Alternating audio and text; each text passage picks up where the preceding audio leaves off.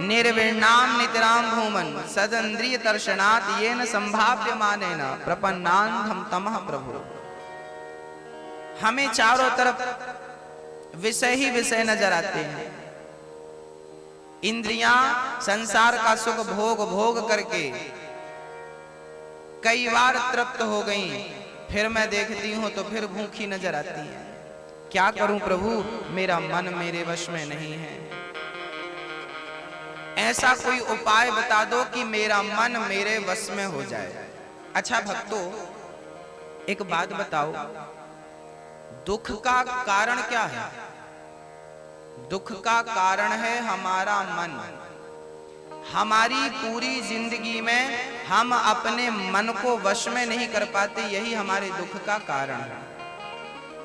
हमारी इच्छाएं हमें परेशान करती हैं। आपको परेशान कौन करता है सबसे ज्यादा? कौन करता परेशान? एक मैया बोली, महाराज जी हमारी बहू हमें बड़ा परेशान करती है। तो कोई बोला हमारी सास हमें परेशान करती है। तो कोई बोला हमारा पड़ोसी हमें परेशान करता है। तो कोई बोला हमारा भाई हमें परेशान करता है। कोई किसी को परेशान नहीं करता। आपकी अपनी इंद्रियां, आपका अपना मन आपको सबसे ज्यादा परेशान करता है। आपका मन आपको क्या करता है? परेशान। अच्छा एक बात बताओ, आप संसार की सुख सुविधाएं चाहते हैं, गाड़ी हो, घर हो, पैसा हो, ये हो, वो हो, ये किसके लिए है? मन के लिए है कि शरीर के लिए है? अच्छा एक सरल उदाहरण से समझिए। मैया और भैया, आप लोग किसके गुलाम हैं मैं आपको बतलाने जा रहा हूं। आपके दुख का जिम्मेदार कौन है ये भी ध्यान से सुनिए। 100 रुपए की साड़ी आती है, उससे भी शरीर ढक जाता है। और 500 की साड़ी भी आती है, 1000 की भी आती है, 5000 की भी आती है, 10,000 की भी आती है। तो सारी साड़ियां ही हैं कि नहीं? तो 100 रुपए की साड़ी से भी शरीर ढकता है और 5,000 की साड़ी से भी शरीर ढकता है। तो आपके शरीर को 100 वाली साड़ी पहना दो या 5,000 वाली साड़ी पहना दो, वो तो पहन लेगा, लेकिन मन कहता है नहीं नहीं 100 वाली क्यों पहने, कम से कम 1000 वाली तो हो। तो ये बात किसने कही? किसने कही मैया? कौन कहता है? हाँ, आप लोग पसंद करने जाती हो ना साड़ी, ये नहीं ये नहीं ये, तो ये अच्छी नहीं है, ये अच्छी है। ये कौन चाह रहा है अच्छी मिल जाए? कौन चाह रहा है? मन चाह रहा है कि अच्छी मिल जाए। मन अच्छा चाहता है। अच्छा आप लोग गले में इतना सा सोने का पेंडल पहन लो तो भी मंगलसूत्र सुहागन रहोगी कि नहीं? लेकिन इतना बड़ा हो, पूरे गले में सोना हो, ये कौन चाहता है? हा? भाई इतना सा सोना पहनोगी तो भी सुहागन रहोगी, लेकिन इतना बड़ा हार हो, इतना सोना हो, ये कौन चाहता है? जोर से बोलो, कौन चाहता भैया? अच्छा गुजारा तो 1 एकड़ 2 एकड़ में भी हो जाता है, 1 एकड़ खेती में, लेकिन 20 एकड़ हो, हमारी 50 एकड़ हो, ये कौन चाहता है? अरे गुजारा तो घास की झोपड़ी में भी होता है, पर आलीशान बंगला हो, ये कौन चाहता है? हाँ? यात्राएं तो पैदल भी हुआ करती थी, साइकिल में भी हुआ करती थी, बैलगाड़ी में भी हुआ करती थी, पर हमारे पास कार हो, गाड़ी हो, कौन चाहता है? कौन चाहता है? हाँ, हमारे पास साइकिल तो है पर मोटरसाइकिल होनी चाहिए, कौन चाहता है? उसके पास तो है, हमारा भी मन करता है हमारे पास भी हो। अच्छा हमारे पास मोटरसाइकिल है, कार होना चाहिए, कौन चाहता है? आप पूरी जिंदगी आपने अपने मन की पूर्ति करी है, फिर भी आप अपने आप से पूछो क्या मन की इच्छाएं पूरी भई? पूरी जिंदगी आप लोग मन की इच्छाएं पूरी करने के लिए दौड़े हैं, आज भी दौड़ रहे हैं। क्या आपका मन तृप्त हुआ? क्या मन की इच्छाएं पूरी हुई? कहो हाँ या ना। अच्छा, आप लोगों की उम्र 100 साल की है और यदि आपको 500 साल और दे दिए जाए, जिस दिन आप मरने वाले हैं ना, उसी दिन यमराज आए और कहें चल मैं तुझे 100 साल और दिया, तो उन 100 सालों में क्या आपकी इच्छाएं पूरी हो जाएंगी?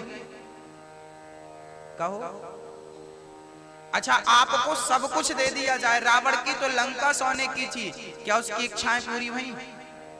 यदि रावण की इच्छाएं पूरी नहीं भई, तो आप और हम कौन होते हैं जिनकी इच्छाएं पूरी हो जाएं? इच्छाओं के चक्कर में रहोगे तो जीवन को आप दुखी बना लेंगे। आपके दुख का कारण आपकी अनंत इच्छाएं हैं। सुख चाहते हो ना, तो अपनी इच्छाएं कम कर दो। हाँ, इच्छाएं तो बड़े बड़े राजाओं की पूरी नहीं हो पाई। सिकंदर क्या करता था? बड़े बड़े राजाओं को लूट लेता था, खजाना लूट लेता था और फिर वो सिकंदर दूसरे राज्य के लिए चलता था। क्या उसकी इच्छाएं पूरी भई? याद रख, सिकंदर के हौसले तो वाली थे, जब गया जमी से तो दोनों हाथ खाली थे। सिकंदर मरा तो दोनों हाथ खाली थे, जबकि हाय पैसा करता रहा। इच्छाएं सिकंदर की पूरी नहीं हो पाई तो आपकी हो जाएंगी, हमारी हो जाएंगी। इसलिए इच्छाएं पूरी मत करो, जितना जरूरी है जरूरतें पूरी कर लो। देखिए, जरूरतें पूरी हो सकती हैं, मेरी मैया समझ रही हो ना? हमें जरूरत है रोटी की, हमें जरूरत है कपड़े की, हमें जरूरत है मकान की। रोटी, कपड़ा और मकान ये हर व्यक्ति की क्या है? क्या है मैया? ओ मैया, क्या है? क्या है ये जरूरत। तो जरूरत तो पूरी हो जाती है। आप लोगों की जरूरतें पूरी हो गई कि नहीं? हो गई। आप में से बहुत सारे लोगों की जरूरतें पूरी हो गई। आपके पास रोटी भी है खाने को, कपड़े भी हैं पहनने को, रहने को मकान भी दिया ईश्वर ने। थोड़ी बहुत खेती बाड़ी भी होगी आप लोगों की, 2 एकड़, 5 एकड़, 10 एकड़, 25 एकड़, 50 एकड़ आप लोगों की है। तो आपकी जरूरतें पूरी हो गई कि नहीं? अब बची क्या? अब बची आपकी इच्छाएं। और जो इच्छाएं पूरी करने आप निकल रहे हैं ना, वो इच्छाएं राजाओं की पूरी नहीं भई, आपकी क्या होंगी? रावण की पूरी नहीं भई, आपकी क्या होंगी? तो जरूरत के हिसाब से जिंदगी जिया करो, इच्छाओं के हिसाब से जिंदगी मत जिया करो। हाँ, समझ रहे हैं भैया जी?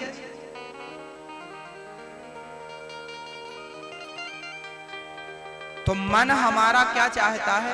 ये मिल जाए, ये मिल जाए, ये मिल जाए।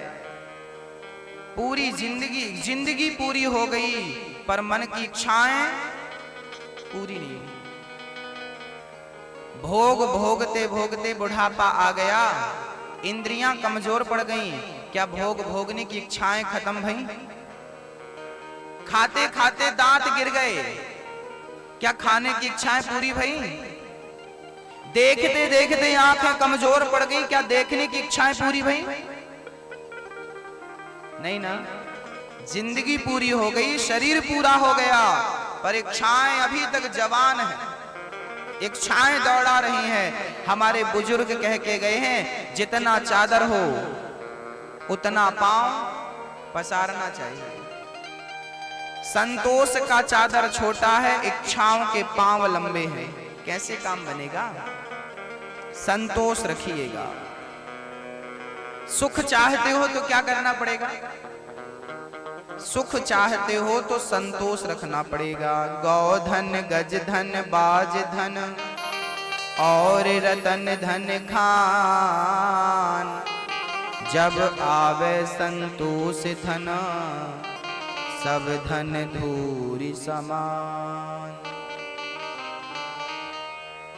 सारा धन एक तरफ और संतोष। आपको क्या होना चाहिए? हमें क्या होना चाहिए भैया जी? क्या होना चाहिए? संतोष। आप में से किन किन के पास संतोष का धन है? हाथ उठा के हमें बताओ, किस किस को संतोष है? तो हाथ जोर से उठाओ और उठाए रहो, भगवान जी देखेंगे। आपको संतोष नहीं है मैया?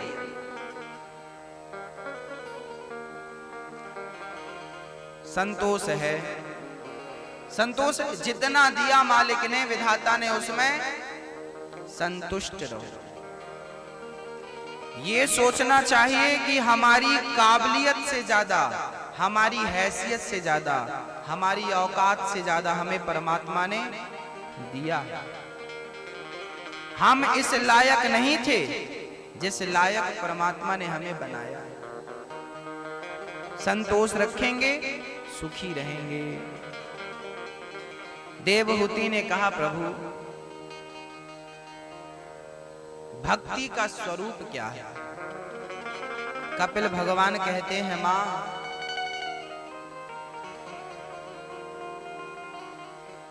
सेवा ही भक्ति का स्वरूप है। सेवा करो दीन दुखियों की, किसी के प्रति घृणा मत रखो, किसी के प्रति गलत विचार ना रखो, सब में भगवान का दर्शन करो, यही भक्ति है। हम सिर्फ माला जपें और आपके बारे में बुरा सोचें, आपके बारे में गलत सोचें, आपका दिल दुखाएं, आपको रुलाएं, सताएं और माला जपें, तो ये माला जपना सफल होगा? हमारे व्यवहार में भी भक्ति होनी चाहिए। हम किसी के बारे में गलत ना सोचें, हम किसी का दिल ना दुखाएं, हम किसी का बुरा ना करें, यही हमारी भक्ति है। अब इसका अर्थ ये नहीं है कि हम माला नहीं जपेंगे, ना ना, माला तो जपना चाहिए, माला तो जपना चाहिए, भजन तो करना चाहिए, अभ्यास, नाम जपने का अभ्यास करो, पर किसी का दिल भी ना दुखे, किसी का बुरा आपसे ना हो, बस ये याद रखिए। और रिश्ता भगवान से मजबूत बने, भगवान से संबंध हो जाए। आप में से सभी भक्त कसम खा लो कि हम अपना संबंध भगवान से जोड़ेंगे, रिश्ता भगवान से बनाएंगे। इतने लोगों से हमारा रिश्ता है, भगवान से भी जोड़ेंगे। और जिनका रिश्ता भगवान से है ना, फिर वो घबराते नहीं हैं, वो चिंता में नहीं रहते, फिर वो प्रसन्न रहते हैं।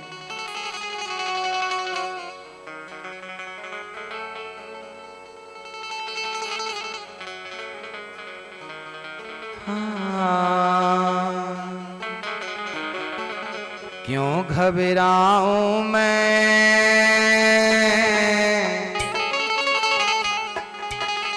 अच्छा घबराता कौन है? जिसका भगवान से रिश्ता नहीं होता, जिसका भगवान से कोई संबंध नहीं है। हाँ, क्यों घबराऊं मैं, मेरा तो श्याम से नाता है। जीवन की गाड़ी मेरी, जीवन की गाड़ी मेरी श्याम चलाता है। क्यों घबराऊं मैं, मेरा तो श्याम से नाता है। अब बताइए किस किस का नाता भगवान से? आप भगवान से रिश्ता रखे हो? अच्छा बताओ, भगवान आपके रिश्ते में क्या लगते हैं? आपका नाता है ना भगवान से, आपने हाथ उठाया, क्या लगते हैं भगवान आपके? भैया जी क्या लगते हैं, क्या रिश्ता है? भाई कोई पुरुष आपके साथ खड़ा हो तो लोग पूछते हैं ये पुरुष तेरा क्या है, तेरा क्या लगता है? तो आपको बताना पड़ता है ये मेरा पिता है, या तो ये मेरा भाई है, या तो ये मेरा पति है। आपका जो होगा बताओ आप। तो आपके भगवान क्या लगते हैं रिश्ते में? क्या संबंध है आपका भगवान से? क्या क्या संबंध है बताओ? देखो आपको यही नहीं पता कि आप कौन से रिश्ता क्या है, तो संबंध कैसा है? फिर तो कच्चा संबंध है आपका, आज जोड़ लिया कल तोड़ दिया, ये काम नहीं चलेगा। एक मजबूत रिश्ता होना चाहिए भगवान से। अच्छा भाई का भाई से खून का रिश्ता होता है, वो रिश्ता बहुत मजबूत होता है। पिता का पुत्र से रिश्ता होता है, बहुत मजबूत होता है। ऐसी आपका भी कोई रिश्ता बनाओ भगवान से, मजबूत वाला। चलो बताओ क्या लगते हैं भगवान हमारे। आज हम आपको बतलाएंगे कि भगवान आपके वास्तविक में क्या है। वैसे ये बात हमने कल बताई थी पर आपने ध्यान से सुना नहीं। भगवान हमारे क्या लगते हैं। त्वमेव माता च पिता त्वमेव, त्वमेव बन्धुश्च सखा त्वमेव, त्वमेव विद्या द्रविणं त्वमेव, त्वमेव सर्वं मम देव देव। ये जो आपके माता पिता है ना, ये एक जन्म के माता पिता है। हमारे माता पिता एक जन्म के माता पिता हैं भक्तों, लेकिन हमारे कृष्ण हमारे भगवान तो हमारे जन्म जन्म के माता पिता हैं। आज आप यहाँ हो किसी के बेटे बनकर, किसी का भाई बनकर, इसके पहले भी तो आप कहीं थे। कहाँ थे भाई? कहीं थे तब तो यहाँ हैं। होते ही नहीं तो यहाँ कैसे होते?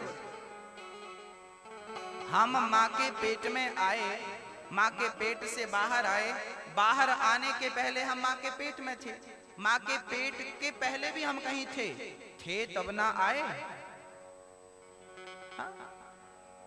तो बताओ, ये तो हमारे माँ बाप अभी बने हैं, पर भगवान तो हमारे जन्म जन्म के माई बाप हैं। कितने बार आपका जन्म हो चुका है, कितनी बार हमारा जन्म हो चुका है।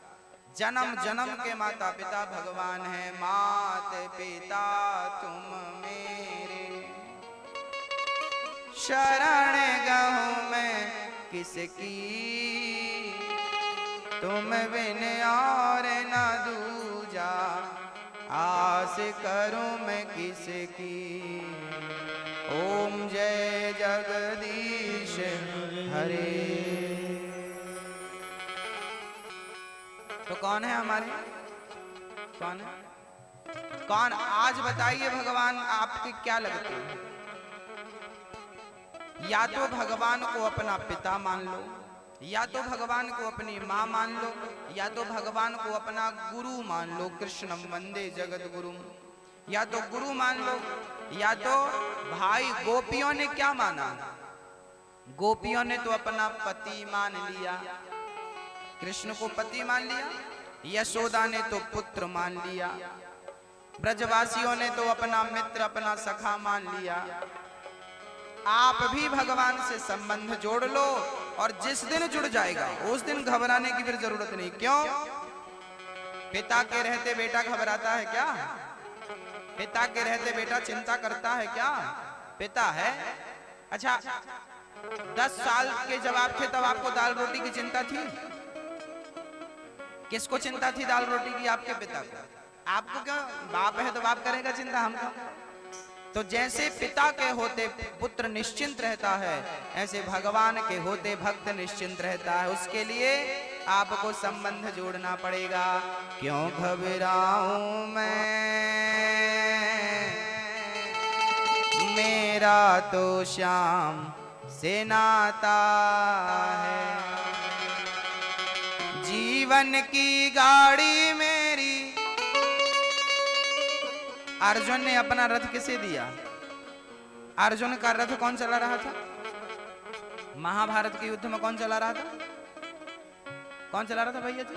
भगवान श्री कृष्ण जी। अब विचार करो कि जिसका रथ भगवान चला रहे हैं, जिसका ड्राइवर भगवान है, उसका कभी एक्सीडेंट होगा? उसकी कभी पराजय होगी? हम भी तो यही कहते हैं कि आप भी अपनी जिंदगी की गाड़ी भगवान को सौंप दो। अब सौंप दिया इस जीवन का सब भार तुम्हारे हाथों में है। जीत तुम्हारे हाथों में और हार तुम्हारे हाथों में। क्यों घबराऊं मैं, मेरा तो श्याम से नाता। जिनका नाता है वो मेरे साथ आइए और भगवान की शरण में चलिए और कहिए प्रभु आप ही हो।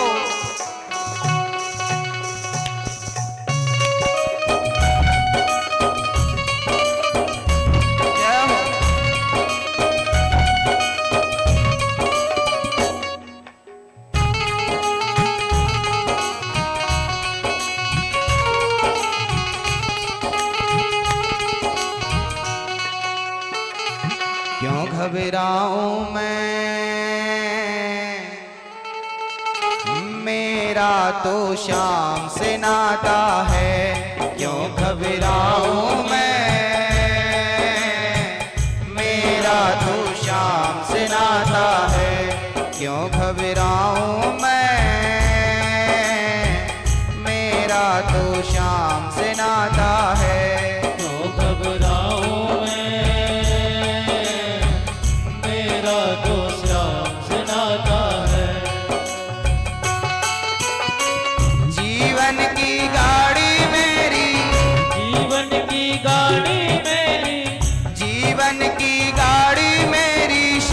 चलाता है। क्यों घबराऊं मैं, मेरा तो श्याम से नाता है। क्यों घबराऊं मैं, मेरा तो श्याम से नाता है।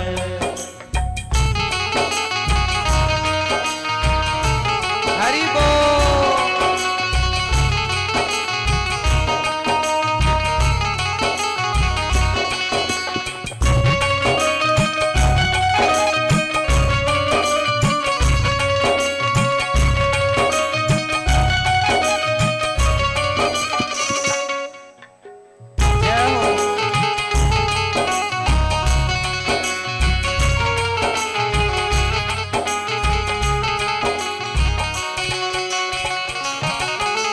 जब जब मुझको पड़ती है दरकार, श्याम हमेशा रहता है तैयार। जब जब मुझको पड़ती है दरकार, श्याम हमेशा रहता है तैयार। जब जब मुझे जरूरत पड़ी है ना, तब तब मेरा कृष्ण मेरे साथ खड़ा हुआ नजर आया है। हर पल गोविंद मेरा साथ निभाता है। इनका इतना एहसान है मेरे सिर पर भक्तों कि मैं अपना शीश काट कर रख दूं तो भी मैं अपने भगवान का एहसान नहीं चुका पाऊंगा। जब जब मुझको पड़ती है दरकार, श्याम हमेशा रहता है तैयार। जब जब मुझको पड़ती है दरकार, श्याम हमेशा रहता है तैयार। श्याम ने मुझ पर किया बहुत उपकार, श्याम ही मेरे जीवन का आधार। श्याम ने मुझ पर किया बहुत उपकार, श्याम ही मेरे जीवन का आधार। हरदम ये मुझ पर अपना, हरदम ये मुझ पर अपना, हरदम ये मुझ पर अपना प्यार लुटाता है। क्यों घबराऊं मैं, मेरा तो श्याम से नाता है। क्यों घबराऊं मैं, मेरा तो श्याम से नाता है। मेरे श्याम, मेरे श्याम,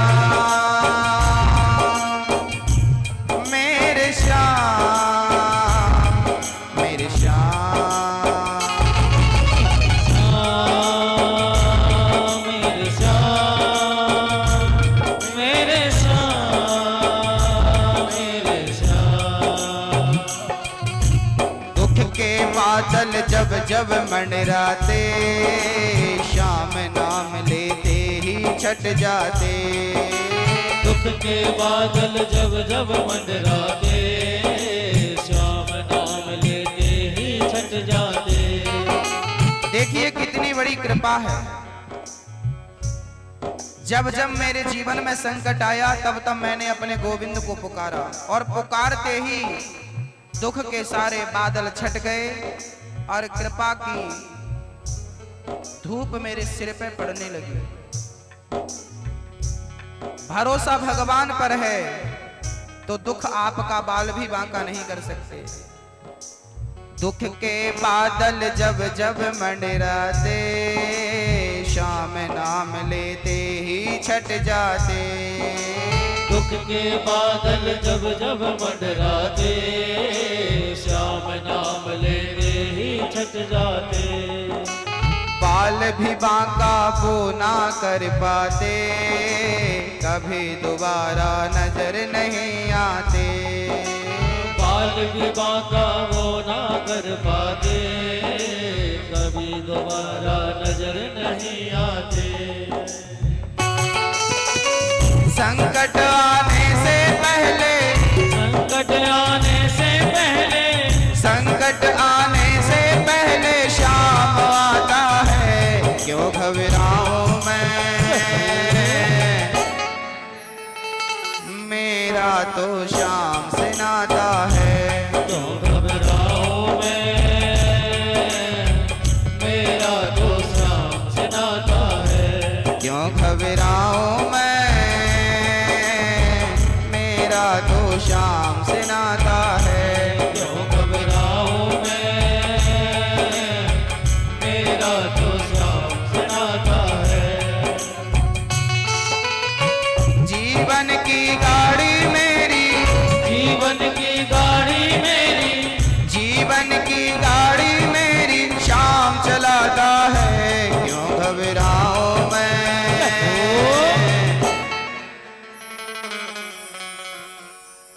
मेरा तो श्याम से नाता है।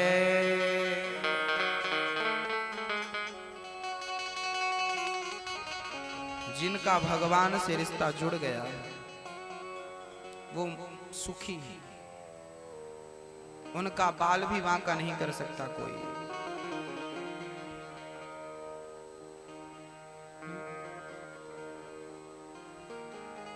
कपिल मुनि ने देवहूति को ज्ञान दिया।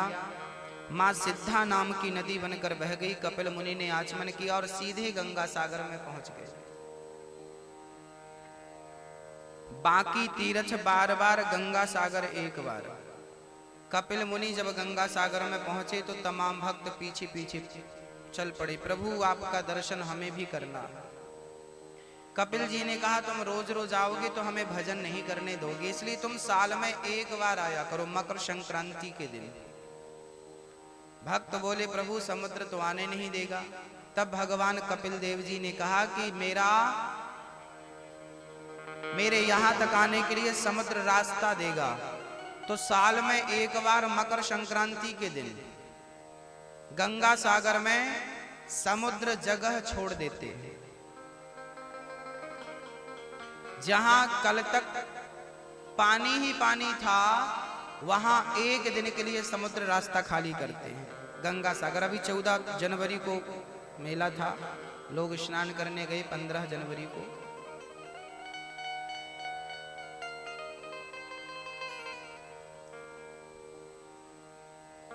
भक्तों, मनु जी महाराज की ये दूसरी बेटी थी। मनु जी की तीसरी बेटी का नाम है प्रसूति।